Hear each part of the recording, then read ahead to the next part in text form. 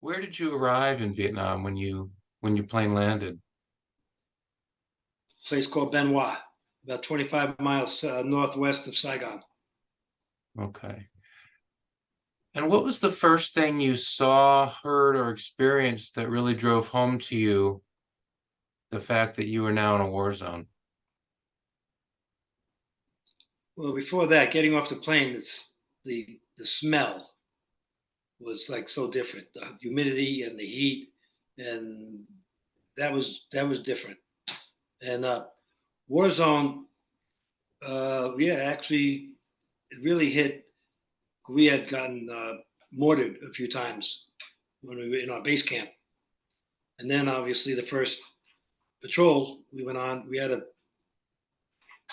helicopter going back and forth over us, giving us fire support and whatever. And they got blown out of the sky and saw it go down, like and burst into flames or whatever. And the next day we had to go back and secure the bodies. So that introduction 101, it's How like how long had you been in right there and then. Vietnam? How long had you been in Vietnam when you saw that helo get shot down? Oh, 3 days? Wow. Yeah. Do you remember? And the funny thing about the patrol on the trail, the funny thing on the trail going to and from the helicopter, when we got fired upon, you'd hear the whizzing of the bullets going by. And if you didn't hear one, you got it. That was an introduction to something crazy. So you'd been in Vietnam less than a week, less than half a week, when you first see some serious elements of combat. I wonder if at that time, as a teenager, the thought went through your mind, this is going to be a very long year. No, no, we were psyched. We were all volunteers. We just wanted to get out there and kill the Kong. Wow. Don't forget, there was a draft back then. A lot of people went to Canada. So, we felt it was our duty to kind of defend the democracy around the world, which America's been doing since its inception. But you So, you volunteered for the army? yes, sir. What was it that motivated you to volunteer to go into the army rather than, you can wait and be drafted, but you volunteered. Why did you volunteer? Okay, number one, my brother was a paratrooper, so seeing him in his fancy uniforms hanging around in Germany, Hmm. uh, that was 62 to 64, which was a little early for Vietnam, but it showed me the inspirations, uniform, what they did, whatever. And then I ran track and played football in high school for 3 years. And my last game on Thanksgiving Day in November the year before, I blew my knee out. And I wasn't going to college on a track scholarship. Hmm. So 8 days after high school, I joined. You say you're in Vietnam for 3 days and you saw a helo get shot down. Um, I mean, and I'm sure you can bring that almost like a video back to your mind. You can see that all over again. So again, I'm not looking for, gory details or anything, but what words would you use to describe what you saw when that helo got shot down? Horrific. That's enough. Yeah.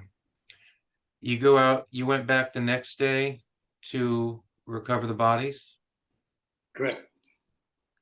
Um, and you're getting shot at on the way. I mean, is it kind of a running firefight as you're making your way to the helo? No, next day everything was pretty cool. But of course, at that time we had more aircraft, not just one helicopter, and we had set up a perimeter to sort of protect the rescue. Well, not the rescue, but the what I don't know what to call it. The recovery. Sorry. The Yeah. recovery, yeah. Yeah. Again, not looking for gory details, but could you just describe kind of the general scene that you discovered when you got to that helo? General scene wreckage. Everything was on fire. So by that time, it was still smoldering, and bodies were pretty well burnt, and some of them were dismembered. Uh, and that's about it. You know, after that, things became normalized. You described yourself as, going into Vietnam before you saw any combat. You described yourself as amped up, ready to go, ready to take it to the Kong. After you see the helo that had been shot down and you see the aftermath of that, did that even become more intense? Was there a desire to get back at the Kong? Was there almost a kind of a revenge thing going on now too? Yeah, kill the Kong. That was the slogan. Now, a major day for you is March 26, 1968. We've got a few months to go because you've only been in Vietnam. You haven't even been in Vietnam a week when you're experiencing these things. So we've got a few months to go until we get to March 68. How generally would you describe those few months between that first week and then what you experienced in late March? What's going on, January, February, getting into March? Well, okay, December was very quiet because we were in base camp there in Cu Chi. January, we helicoptered up north around the 10th, 11th, something like that, and stayed up there and doing patrols, whatnot. Were you up in Quang Tri or where were you at that Yeah, time? Chi province. Yeah, Okay. yeah. Uh, we were sort of hanging around the Dong Ha Bridge up there, and Mm. we do air assaults every other day, picked up sometimes twice a day to move some troops here, move some troops there, because the major infiltration routes were up there at the time. And then you'd go up onto the border with North Vietnam. Up to the DMZ. How would you say that Yep. what you experienced down in 3 Corps down in Cu Chi was similar to or different from what you experienced up in far northern I Corps? So you're down in Cu Chi, 3 Corps. Now you're up in far northern I Corps, up there in Dong Ha, Quang Tri, up there right on the border. How was that? How is the war, what you experienced, how is it similar? How is it different in those two places? Well, I knew we were in for trouble and into politics real quick because in certain areas we had to wait for somebody to shoot at us before we could shoot back at them. We had to be fired upon before we could fire back. Was that in Even both if you places, saw three no in NICOR. in I Corps? But the rules of engagement up in I Corps were that you had to be shot at before you could take action. Yeah, we saw many women dressed in black pajamas with that little bamboo Oriental hat on, running across rice paddies with AK-47s, and they would not let you shoot at them. Hold your fire, hold your fire. What Crazy. do yeah, I mean, What kind of war is that? All of a sudden, did it seem it's going crazy the other to way. you? I'm sorry, but all of a sudden, your mindset. What happens to your mindset? Well, yeah, so what impact did that have on the guys, that policy? It wasn't good. And then the next thing that happened was even worse than that because we got reinforced or replaced by what we would call legs. They weren't paratroopers. So we were airborne, they were legs. Some of them got drafted. Volunteer airborne was all volunteer at the time.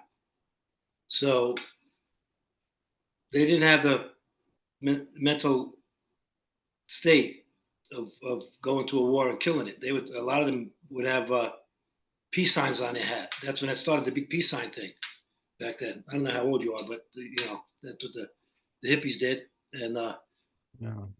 that we couldn't stand for that. When we saw that crap, we eliminated that real quick. You But what? we had to protect ourselves too. We were fighting a war, not just for somebody else. We had to protect ourselves. We had guys one guy dropping ammo on a trail. He didn't want to carry the mortar rounds. And he was from Missoula, Montana. I forget his name right now, but I could surely look it up, I believe. He dropped 81 millimeter mortar rounds on the trail. I said, what the hell are you doing? And he goes, and I actually, I don't know if I can say this, but I had something in my hand, and I might have pointed it close to some part of his body, and I said one more time, uh, I'll be walking home alone. It wasn't good to have those people in your ranks. Our own guys, peaceniks. So you're seeing these guys coming over in early 68 who it sounds to me like you're saying you're not sure that you can really trust them. Correct. Well, I, I never got to that point, but I mean the point of it happening to trust them. But you had to shake your head and watch your back, like one or the other. It didn't feel comfortable at all. Well, so It's let me just a ask whole you then. different I mean, mentality. yeah, so let me ask you then. So this is coming from the Pentagon, these rules of engagement coming trickling down from the Pentagon. You can't fire unless you've been fired at. That's one thing.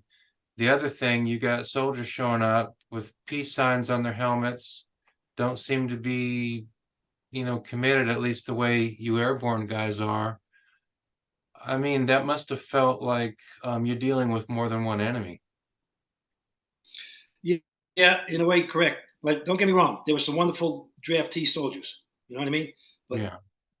there was a sprinkling of the non-committed in the heart and their attitude. That that and that was a problem. Yeah. Guys dropping ammo on a trail. They could make booby traps like 1, 2, 3. And you're saying he dropped the ammo just because he was tired of carrying it. No, it was in his head. Both, both. He didn't give a crap, and yeah, I guess And either he didn't think it through that the VC or the NVA can find this and use it against us and get one of our guys. Either he didn't think of it or he thought of it and knew it and didn't care. correct. Mortar rounds blowing my buddies apart. Our own, During the friendly Tennessee, fire. But yeah, that's all I think about when I think about the Vietnam War. At first, it's the first thing that comes to my mind. and this is when you're in the A Shaw. Yeah, and outside. Yeah, Well, let's walk through it then. So March 26, 1968, kind of take us to before the incident, and then we'll walk through it. And again, we're not looking for gory details. Just want to hear your story. And I'm not going to say understand your story because I don't think it's possible to understand your story unless you're there, unless you experience it. But hear your story and get a sense of what you remember about that.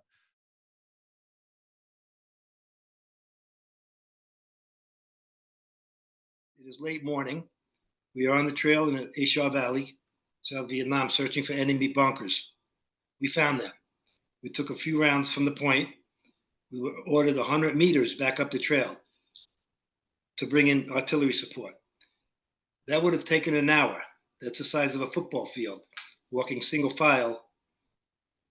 And we walked for about 10 minutes, if that. We were about 100 men lined up on the trail. We're constantly crossing the stream as a reference point. We sat down on our rucks and then heard 9 mortar rounds come out of the tubes. That's right, I counted them. What else are you going to do sitting in a triple canopy jungle with mosquitoes bugging you? An artillery volley followed soon after that from some fire base. We were sitting on the trail where it crossed the stream. The stream is low, about 6 inches deep, maybe 10 feet across by about 15 feet wide. The first round hit about 50 meters away. The second walked into 25 meters away. Shrapnel was flying everywhere. I got up. I moved for cover, which was walking up the bank of the creek. It was worn out. It was like dug out somehow from people traveling. I sat in there, and the first round hit 50 meters. Then the second one walked in, right? Shrapnel was flying. The next thing, I sat down. Someone sat next to me. I believe it was a platoon sergeant. I saw a flash, and the last thing I heard was a tremendous blast. And then I saw a torso with no limbs or head, landing on the man next to me, with his red smoke grenade punctured. And he screamed like a crazy man. Hollywood could never have made a scream worse than the scream. A few more rounds landed, and the artillery came in. I thought it was 155 rounds. Since then, some of the living thought so too. I got up and ran up front to the command group. I could smell the flesh burning and body parts were landing around. I was able to jump across the stream when a small foot fell in front of me, and I said, "Oh crap, that's Scotty's." He was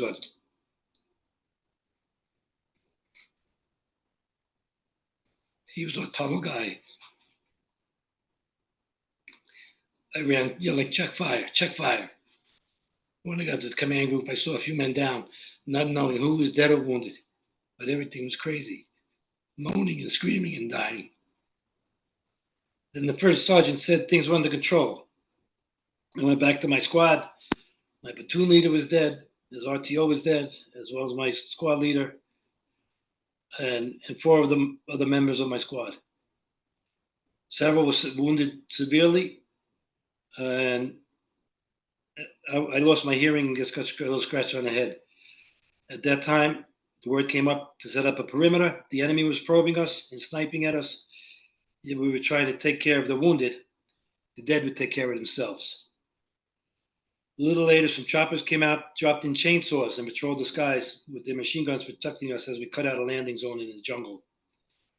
A few hours later, we loaded choppers and the wounded and then the dead. Some of the guys had body parts missing. A few of them looked okay, but at that point they were still dead. I was one of the last wounded out. I was ambulatory, just had a concussion and loss of hearing in my left ear and a small cut on my forehead. I was sent to the 86th Evac Hospital in Quin Yon. I later found out that the second squad of the second platoon, my brothers, took the worst hit.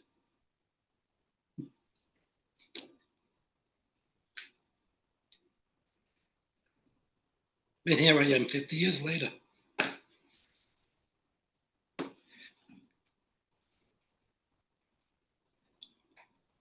And that was that. So I went back to the base camp. The RTO, the lieutenant's RTO, the radio telephone operator, guy used to carry the Trick 25 on his back.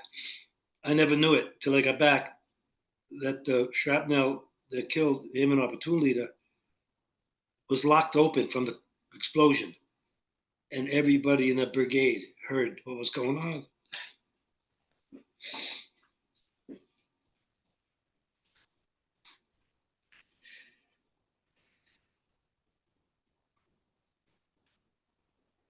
The moaning and the screaming.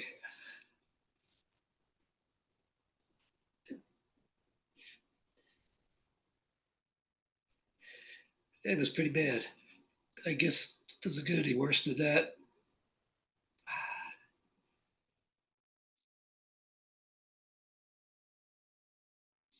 And that was about it. Since I was ambulatory, I just lost the hearing in my left ear. And a little scratch on my head. It was tough because the whole place was in shock. Did you know at the time that it was friendly fire? Yeah, because it came out of the mortar round, out of the tube when they called the fire in, but it all fell short. And that's what the issue was. We When just sat back. They said we were on patrol. We took a hit. We pulled back, set up a perimeter, and sat back and waited for the mortar rounds to come in, which should have been at least 50 or 100 meters out. Now, 50 meters is it's 150 feet, right? A little more. But the point is, we heard them and they kept walking in. They kept coming in closer, and then they hit us. Now I'm assuming that as this begins, somebody's on the radio trying to contact, these mortar guys that, you're dropping short. Did that I'm assuming that happened. Was there no Yes, communication or but yeah, but here's the thing that might have happened with what I saw some of it happen. We were spread out on the trail. You got 100 guys, supposed to be 15 feet apart. That's a long way from where somebody's got the radio, every radio, you know, see what I'm saying? And if that radio went down, which he did, one of our guys, the RTO, got killed, then the lieutenant, that's one radio that was gone. So communication was at a premium. And it was just too late. Once the stuff came out, it was too late. They realized that when it happened as soon as quickly as possible, and then the fire stopped. But then again, we had to set up a perimeter and get the choppers to come in to remove the wounded and the dead, and bring in some replacements. I imagine. I don't even know for sure for that. How many were killed in this incident? Uh, 13. One died in the hospital in the Philippines later, but 13 dead, 22 wounded. And you were one of the wounded? Yes, sir. I guess I was wounded more mentally more than physically. Still dealing with it 50 years later. Yeah. How long did you have after this incident before you were back out in the field? 3, 4 days. That's all. Wasn't much. Took a little break. The ringing in the ears sort of stopped down, but I still get checks at the VA for it. You know, they check my hearing 2, 3 times a year. You talk to guys who, go through these events. I mean, usually what you hear about, if it's action with the enemy. It's not friendly fire, but they have these horrific events, and then you ask them, well, so then what? And what they say is you just got to keep going, and to the extent possible, you stuff it down, and you deal with it later. But in your case, you've got 8 months to go. So, I mean, did that event, I mean, obviously it's going to change you. It's going to have a lifelong impact on you. But what about those next 8 months? Did you just try to put it away and not deal with it, to get through those next 8 months? Well, no, we had to deal with it more severely than any other time because of the replacements we were getting. See, a lot of them weren't our type of soldier. If that, if you follow me, if you understand what I mean, you got a bunch of gung ho guys who want to jump out of airplanes and go kill people, versus somebody who didn't want to get drafted. They're in Richard. You know what I mean? Some of them were, believe me, like I said before, some of them are excellent soldiers and died doing what they did and had to do, and the others were like a real pain in the ass to be with, even to bunk down and stay in the same foxhole with. You didn't know what was going to happen sometimes when the doo doo hit the fan. So, How would you describe, I mean, generally you've got 8 months to go on your tour. I know you've got your week of R&R and that, but you've got eight months to go on your tour. How would you generally describe those 8 months after this incident? well, we were still getting hammered by mortar attacks in Benoit, so that never stopped. Uh, and I stayed. I went back to the field to the end of June when the second wound happened. So I was still April, May, June, 3 more months in the field. Uh, so it was just day to day. You had to pay attention to the moment. It was moment by moment. You couldn't be reflecting too much because you had too much to do and too much to think about, and too much to take part in. You're wounded in March 68, and then you're wounded again in June 68. What was the situation in Correct. June? June was booby trap somewhere along the trail. We were on a trail outside of Cucci, and just stuff happened. Was it Well, it was at the a trap that you stepped into, or you tripped a wire? no, tripwire, yeah, tripwire. What was the nature of that wound? I had shrapnel in my butt and shrapnel in my ass, right by the belt line, high on the butt side, and in the center of like right by my spine. Wow. How long were you out of the field as a result of that wound? Oh, I never went back to the field. Oh, really? After the hospital, they sent me back to division headquarters, rear to BC, charging quarters. Then that was like Hollywood. It was 58 hours on and 14 hours. Oh, sorry, 14 hours on, 58 hours off on a 3 day rotation. So that's what It you was did. crazy because down there, I'd be driving to Saigon. Yeah, I'd be driving to Saigon to pick up diplomats and dignitaries and generals and colonels, and pick them up at the embassy, bring them to the USO, bring them back to division headquarters rear. This that it was like it was like that was the Hollywood part of it. It was crazy. It was like everybody's fighting a war, and once in a while you get mortared, and that was it. But I'll take an hour plane ride here or there, and people are getting killed left and right. So after you're wounded the second time, then you go, then your duty changes and you become a driver basically, picking up officers and Well, other folks. no, I was office clerk, like an office clerk. They call it project quarters, CQ. Okay. So, you know, replacements come in and out, rotations. So soldiers go home. Maybe somebody's parents died at home. They had to get a guy out of the field, and Yeah. then new guys would come in. And logistically, supplies, have supplies and whatever directed certain places in the country, things like that. Glorified secretary. And how long did you do that job? But I heard, sorry, but I heard everything that was coming through the division. So follow me? Yeah. Everything the first brigade, second brigade, third brigade, what was going on, who was doing what, who got killed, who got wounded, who's coming in. Yeah, that all I went through all How of it long did you have that job till I got home. till you got home? Till I went to December of that year. Of- 6 months, I imagine. 5 or 6 months, something like that. What was your own thinking at the time? Because, I've heard vets who are in similar situations. They're wounded a couple times, and after they're wounded, for the second time, then, they get a job like yours, back on base, relatively, certainly compared to what you had been doing, relatively safe. And they say, on the one hand, I was, especially after seeing all the combat I'd seen, I was glad to have that job. But there was also part of me that felt like I should be out in the field with the guys, sort of that feeling of conflict. Oh, How about sure. you? Yeah, What was yeah. what was your own thinking? Same thing. You wonder who was who and how was everybody doing.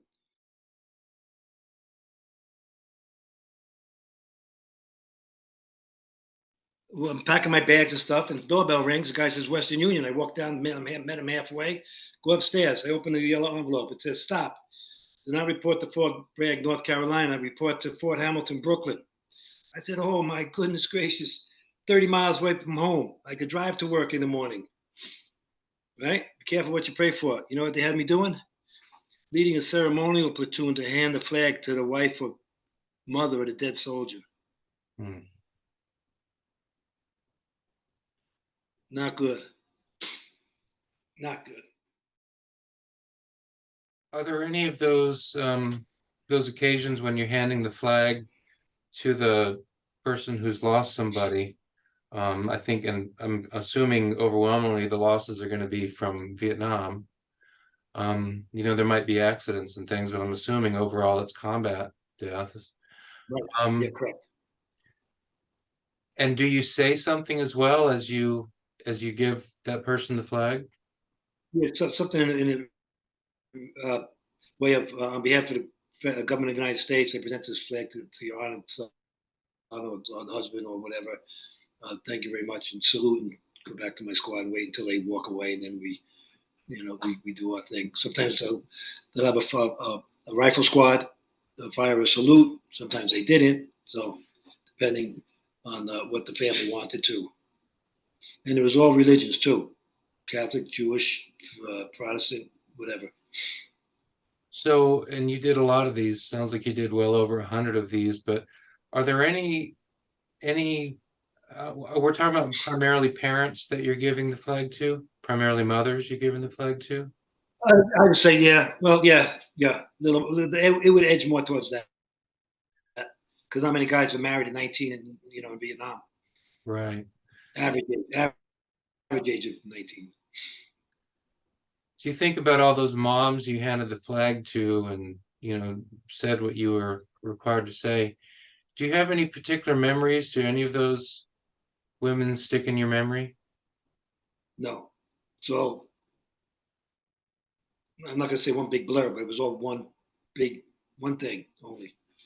The whole experience was just one. Yeah.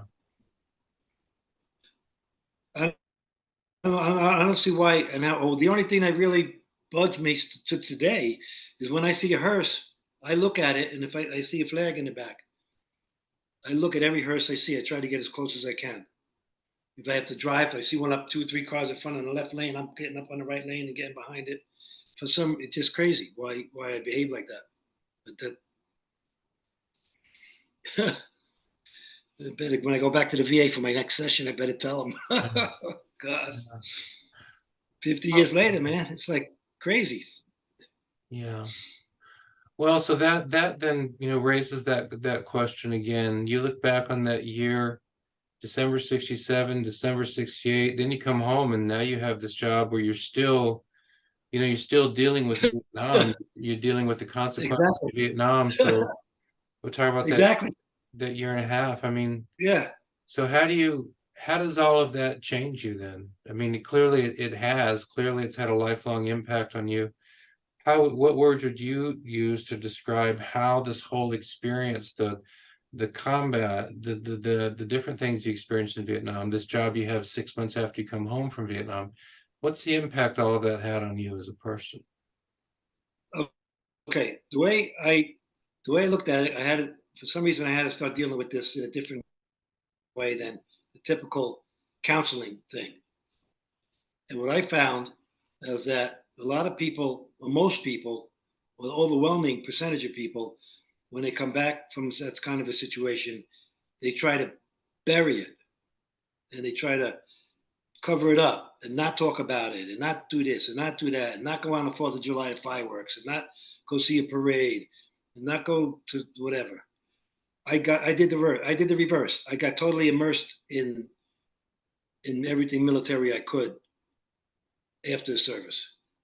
And it's like, I mean, I still go to VA meetings once a month with a bunch of Vietnam guys, with a psychiatrist in there or psychologist, whatever they are. You know what I mean?